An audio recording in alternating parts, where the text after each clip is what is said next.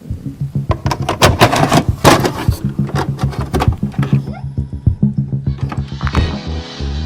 style, y'all. Insanity, insanity, whatever happened to humanity? Ooh.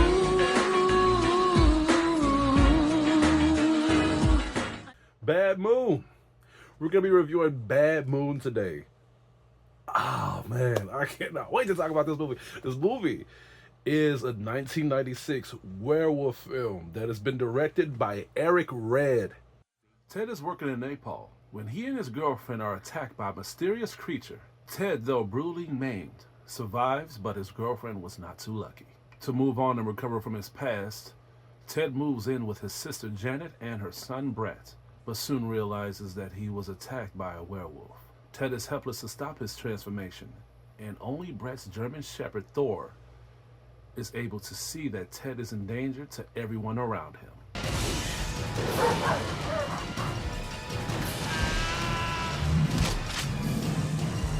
What's wrong with you? Bad Moon. Shout out to my father again for recommending me another good werewolf movie to watch. I remember watching this as a child, and I never knew what this movie was. This is when my father was showing me movies as a kid and trying to mold my brain into good horror entertainment. But as a kid, I was more traumatized and enjoying the films. And hey, can you blame me? It's a werewolf movie. But you know what? I'm gonna go ahead and say this. By me watching it now as an adult, and by me loving werewolves a lot and loving werewolf movies, it's weird that I've never had a favorite. I've never had a favorite werewolf movie. And a couple of buddies of mine was even recommending me other werewolf movies to check out just so I could have a favorite ratio and to understand why. But seeing Bad Moon again may be up there. It may be up there. This movie was good. This movie was great. This movie was fantastic. Is this movie perfect? No.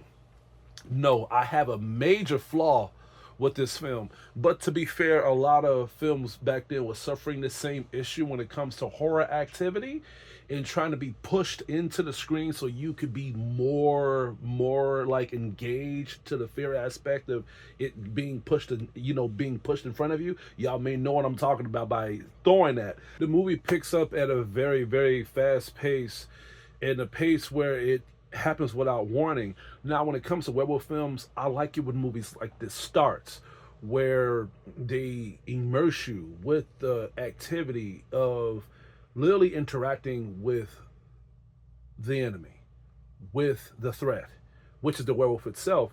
And by us witnessing Ted's big major loss with his girlfriend, I really felt bad because they was like in the tent getting it in. They was in the tent and really she was really getting piped down, and I'm like, oh my God, man. Like the wolf shows up, and by her being in front of him, she dies first. And Ted, he tries to save her. He tries to do what he can, and he ends up like surviving, but goddamn, bro, barely. And that was a very, very intense, immersive start point of watching this film.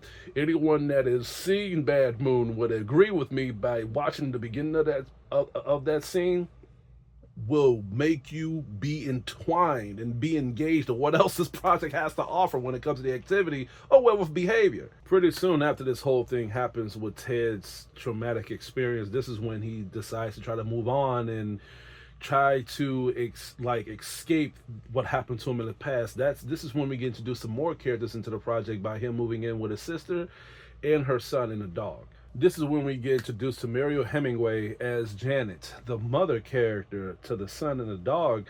Now, Mariel's character, I love her.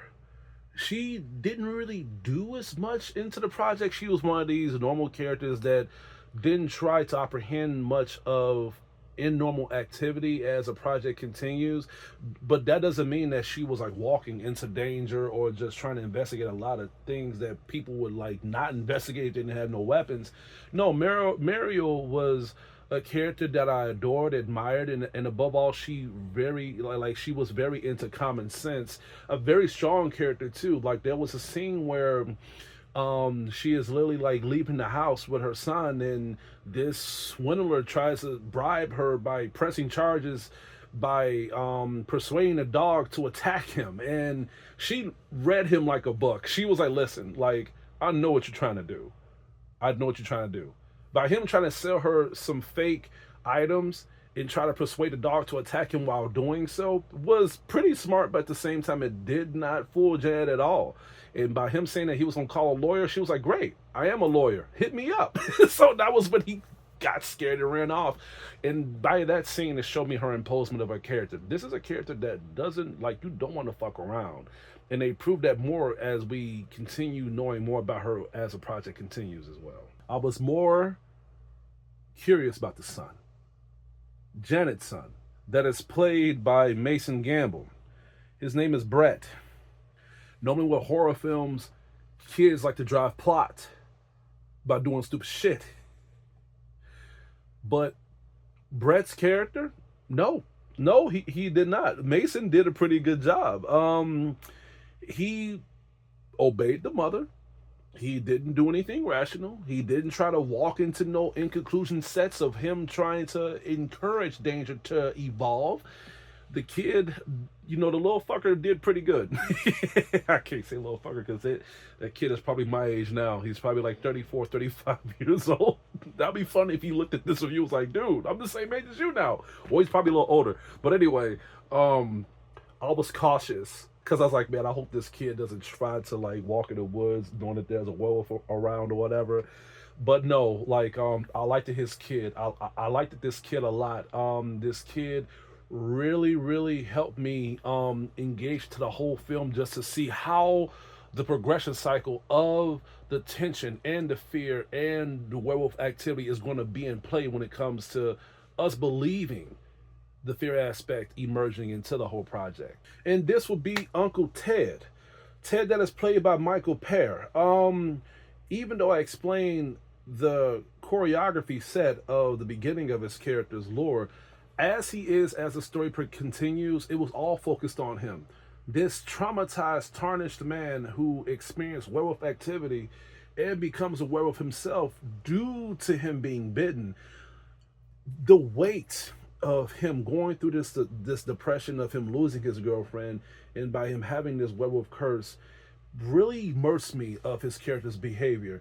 And that's actually the reason why he wanted to move on. He wanted to try to see his sister and his nephew before things end up taking a turn for the worse, because as the story continues, he tries to seek help. He tries to look for guidance. He tries to find a way to get rid of this werewolf spread coming across his body, but there was no cure at all. So he tried to end his final days by being around the family that he loves the most. And the balance of his character was very well done, very well profound. I loved him as him being human just as much as I loved him being a werewolf. And by him being a werewolf, it was just as immersing.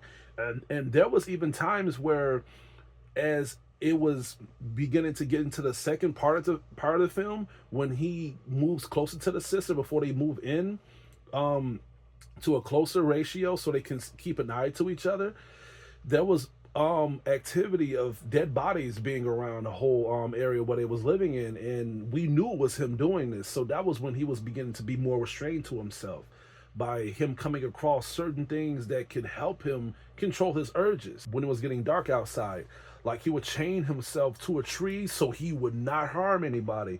And I thought that was cool, man. I thought that was pretty unique. Now, Janet and her son did not know nothing about Ted's problem. They didn't know nothing about his issue because he was pretty good at hiding it, which I liked it about Brett, because I thought he was going to try to investigate and get himself fucked up. But no, this all led to the dog, Thor. Primal, that is played by Thor. He made the movie. He made the movie. By him being a German Shepherd, I've watched too many films that is indicated on dogs' behavior and their intelligence ratio.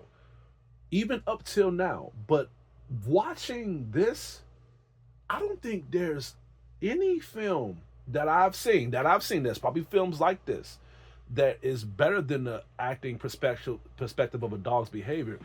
But man, Thor Thor's intelligence ratio was very, very on point. I'm like, Jesus Christ. The reason I'm saying that is because by this film being focused on the dog's behavior more than anybody else, it was a good reason for that.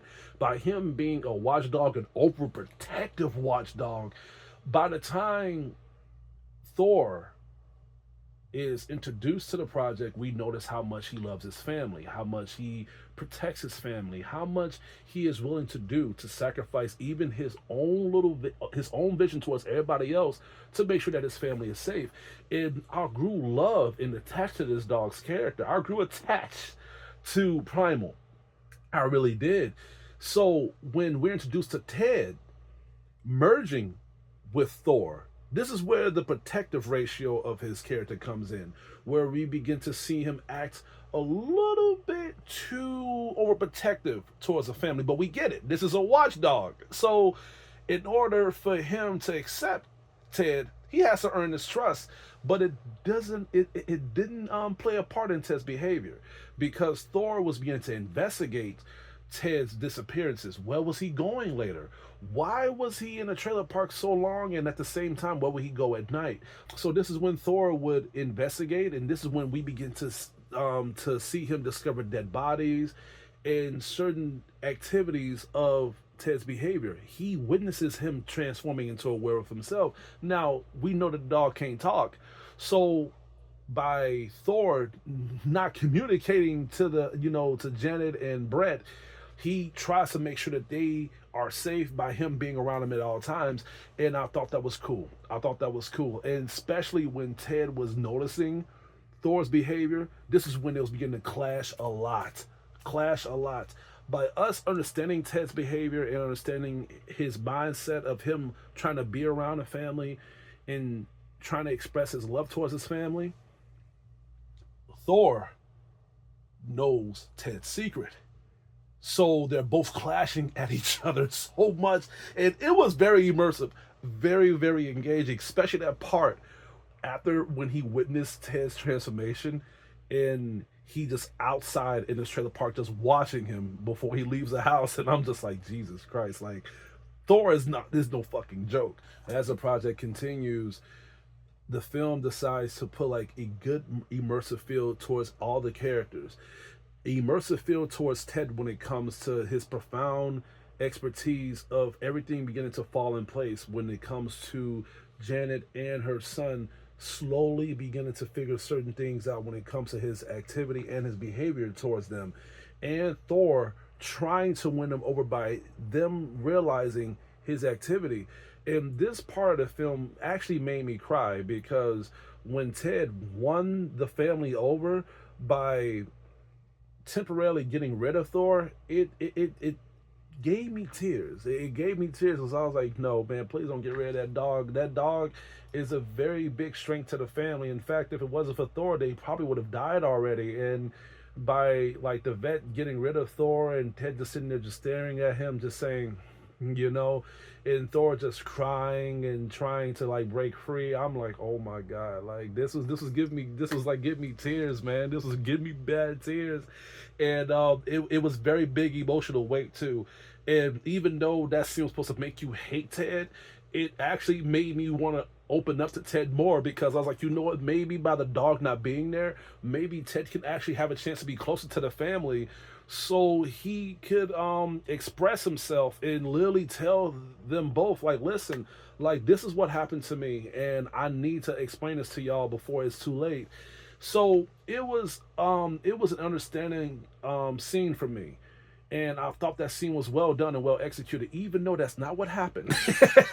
We got introduced to something that I don't want to spoil, but at the same time, this is when we was introduced to the last part of the film when it comes to the transformation of the werewolf that is thrown upon the vision of the screen, which I need to talk about. When Janet was picking up pieces together and she wanted to confront Ted, this was when things was a big heart weight for me. And what I'm saying is the fact that when Ted was out at night and we was introduced to him acting like something was possessing him, this is when the werewolf form was beginning to take place. I thought that scene was beautiful because Ted was a heartwarming person. Ted was a person that was very understanding, very open when it comes to his emotion towards Janet and her son.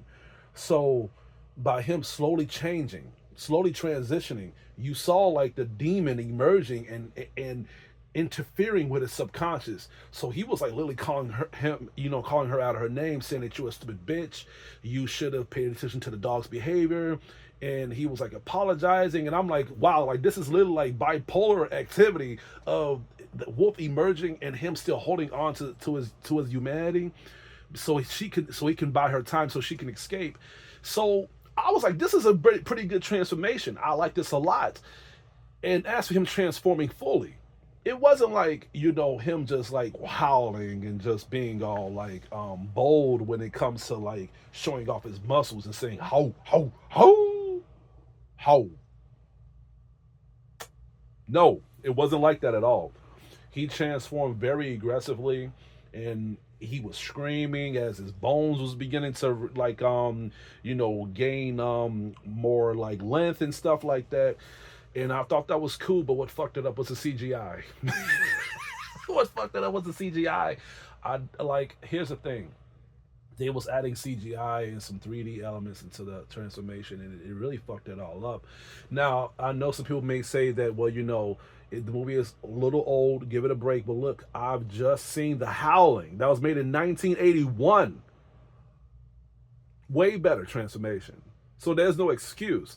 Only thing I will give it some leeway was the fact that 1996 was when it was beginning to try to put 3D in films. So I get it. I understand. But it didn't work well for me. I was not terrified. I was not like blown away to the transformation, but instead I was cringing. It was a tongue-in-cheek moment, and I was above all disappointed because as he was looking into Janet and trying to hold his transformation before he fully transformed, I was pulled in. But at the same time, when he fully transformed, I was like, no, man. No, no, you just fucked it all up. Does that get rid of the whole ending package of the whole film? No. We are introduced to a very, very good tense chase scene.